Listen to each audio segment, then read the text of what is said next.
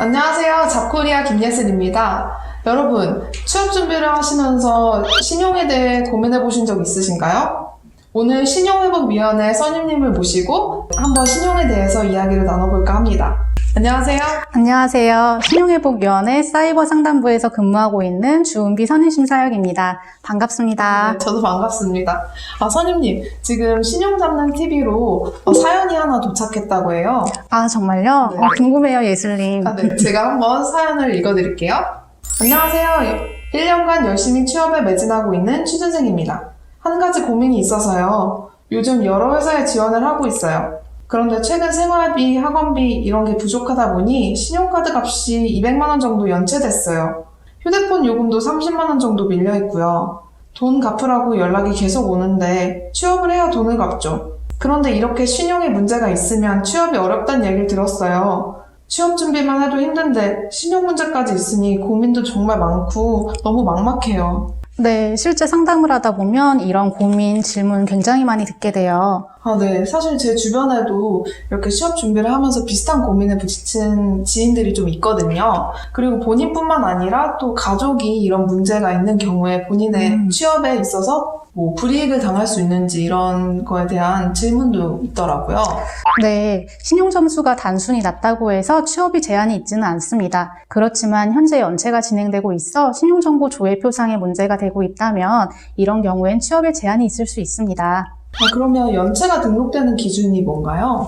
우선 연체는 크게 장기 연체와 단기 연체로 분류를 하게 되는데요. 연체가 5일에서 89일 사이를 단기 연체로, 연체가 90일 이상인 경우를 장기 연체라고 분류합니다. 그러면 연체가 있는 경우에는 모든 직종에 취업이 어려운 건가요?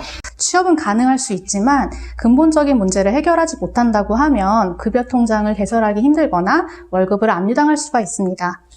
사연자분이 1년간 정말 잠도 아껴가면서 취업 준비를 하고 계신다는데 정말 안타깝네요. 혹시 저희가 도와줄 수 있는 방법이 있을까요? 현재 연체가 진행 중이고 있다면 신용회복위원회의 도움을 받으시면 됩니다. 신용회복위원회를 통해 문제를 해결하시면 정상적인 금융거래가 가능하니까요. 신용회복위원회를 통해서 어떤 도움을 받을 수 있을까요? 현재 연체가 우려되거나 연체가 진행되고 있다면 연체가 우려되거나 90일 미만의 단기 연체 중이라면 연체 전 채무조정, 이자율 채무조정을 통해 채무상환을 조금 뒤로 미루고 이자만 내면서 취업 준비에 전념할 수 있습니다.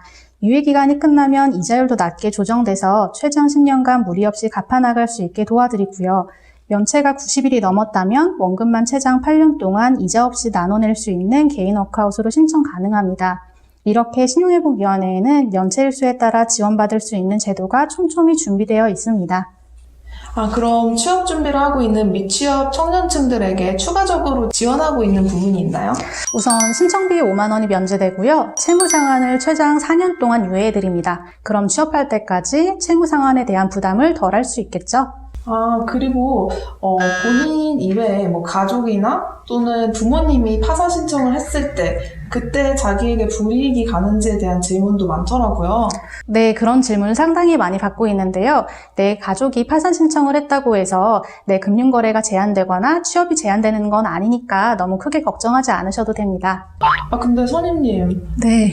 내용이 아무래도 좀 생소하다 보니까 되게 어려운 것 같아요. 그렇죠. 일반인들에게는 생소한 분야이기 때문에 어렵게 다가올 수 있습니다. 그래도 좋은 점은 이게 영상으로 촬영이 된 거기 때문에 여러 번 돌려보면서 자신에게 필요한 부분을 좀 메모를 해뒀다가 뭐 이런 신용 부분의 문제를 해결하기 위해서 잘 활용을 하시면 좋을 것 같아요. 네, 사실 제가 오늘 드린 말씀을 모두 다 기억하실 필요는 없고요. 신용에 문제가 생기면 전문가의 도움을 받아야 된다. 그리고 신용 문제는 신용회복위원회에서 도움을 받을 수 있다 정도만 기억하시면 될 것 같습니다.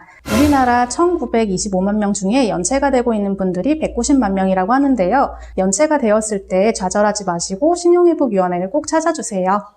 네. 좋은 말씀 정말 감사합니다. 혹시 이거 외에도 추가적으로 하고 싶은 말씀 있으신가요?